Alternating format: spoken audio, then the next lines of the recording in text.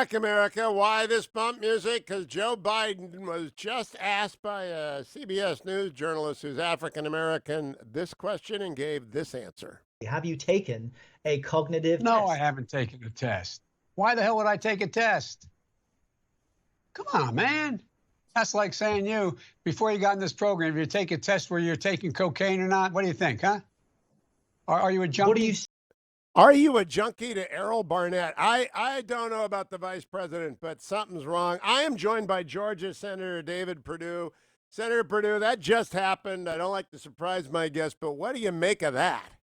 Oh, I've stopped being surprised by what comes out of Sleepy Joe's mouth. But imagine this, Hugh. What would we be doing right now if President Trump had uttered those disgusting words? What would we be doing right now? I mean, it's amazing the hypocrisy in our media today, national media.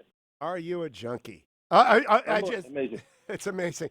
Senator, I want to begin by letting you know we have the second highest rated show in Atlanta. And I think that's because my friend Glenn Byers took me to the varsity and my friend Sanders Hickey taught me about Georgia football. I was unaware that Georgia was actually in a real league because I'm a Big Ten fan.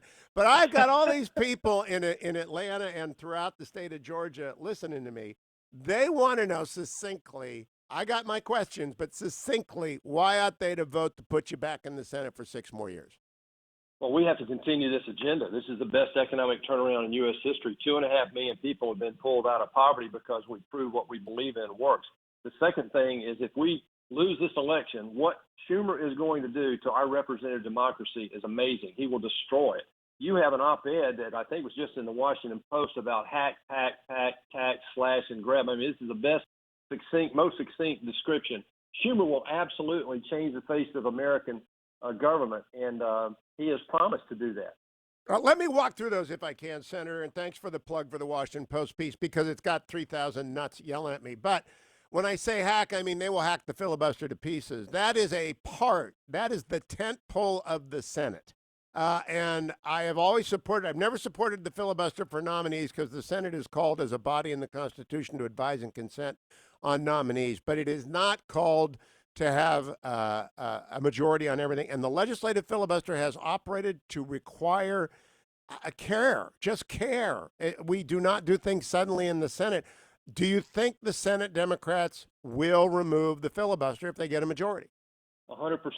Absolutely. They're going to line up behind Chuck Schumer. Many of them have already said that. You heard President Obama in his speech last week talk about it. This is something they will do. And then they'll add Puerto Rico and D.C. as new states. They'll stack the Supreme Court with 4 or maybe 6 new members. These will be political activists.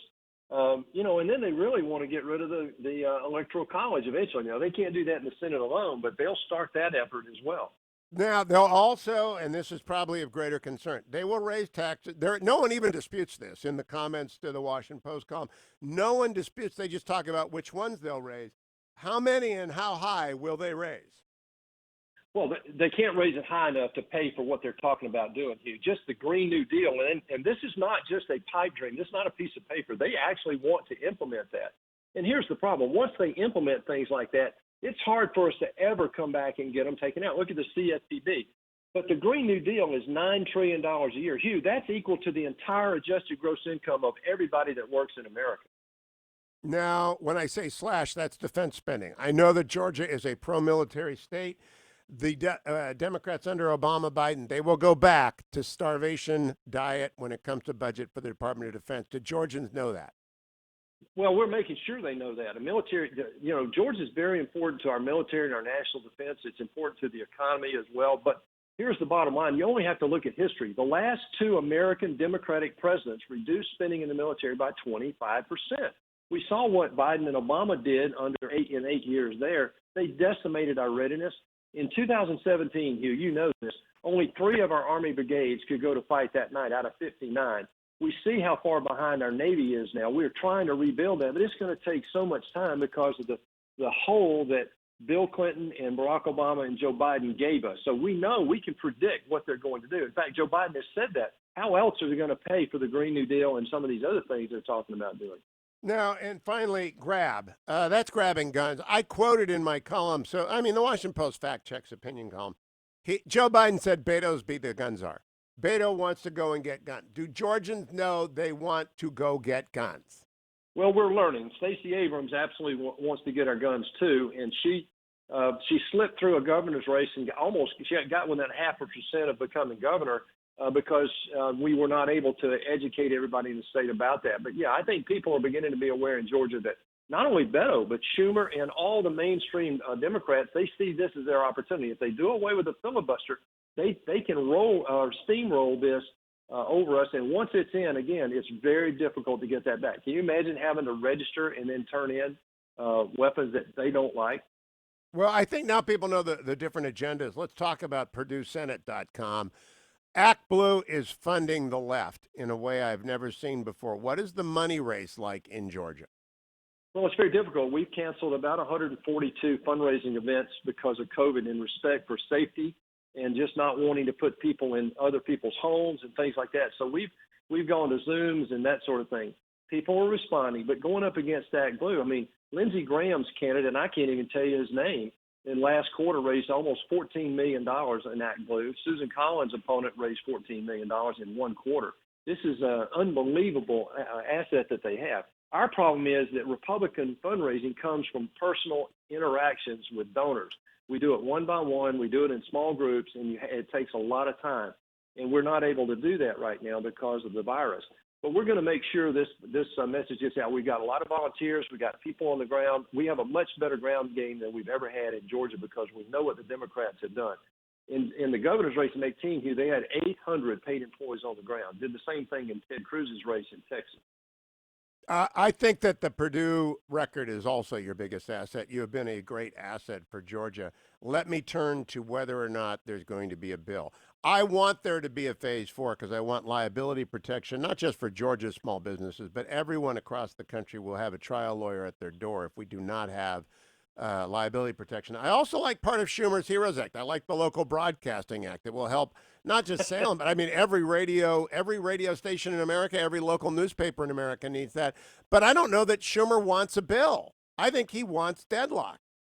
Well, we were told yesterday that they're not negotiating in good faith, and that's different than the first time we went through CARES. We had some political activism in that first round, in the big round, $2.2 trillion tranche of CARES, but it was all in a very short weekend, and we got to common ground very quickly. Here, we've been doing this for weeks. I mean, Steve Mnuchin, Secretary of Treasury, and Mark Meadows, the Chief of Staff of the White House, has been over in their offices every day for the last 2 weeks.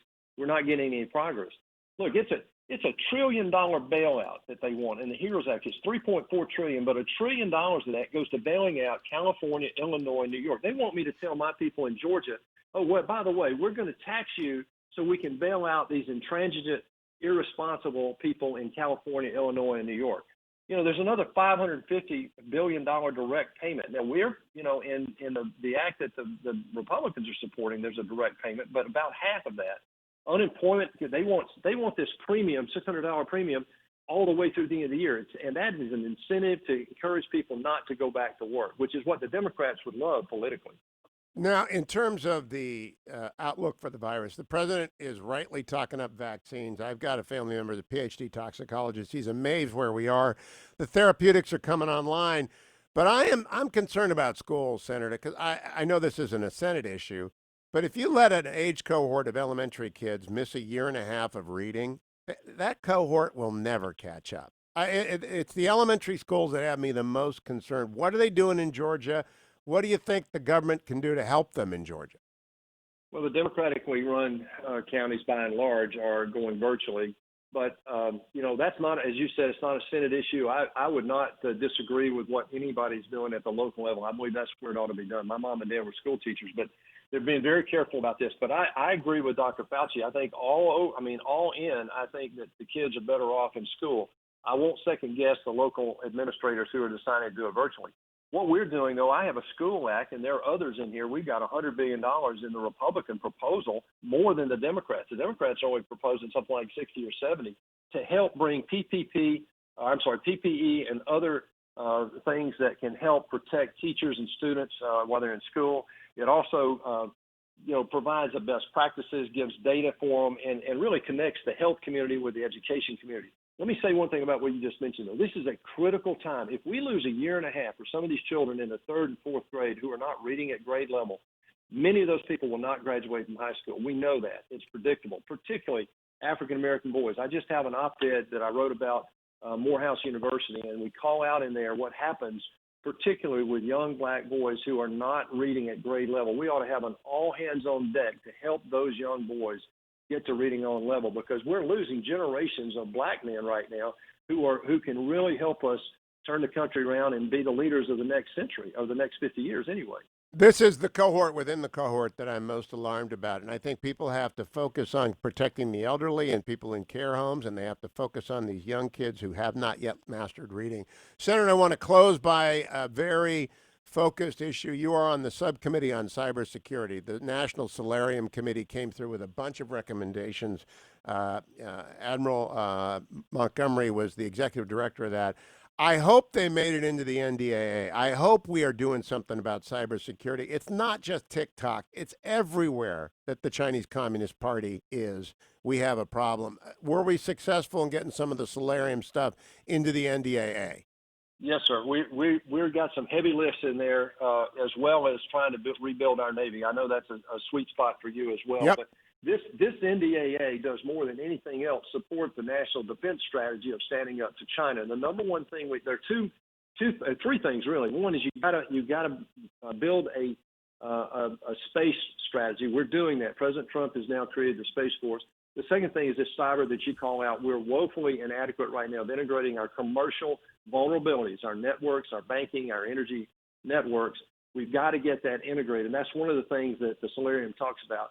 And then the third and the biggest, the most expensive, I think, over a long period of time is rebuilding our Navy. We're going to be, even if we hit our goal of 355 by 2034, we'll still be 75 ships short of what China has. We're already 50 today. As we sit here today, China has 50 more ships than we have. And it's more draconian than that, as you know. They outstick us because they were not part of INF. Their ranges of their missiles and all their firepower is longer than ours. So they can stand off an equivalent ship because of the range advantage that they have. So we're moving to correct all that, but these are three big priorities of the current NDAA. Well, Georgia needs to keep you on that committee, needs to keep you on that subcommittee, and Senator David Perdue, keep coming back to the Hugh Hewitt Show. We'll keep telling Atlanta and Macon and all of Georgia. They got a great senator in David Perdue. Thank you, Senator. PerdueSenate.com if you want to help him out. Perdue. Perdue Senate. You can also go to Relief.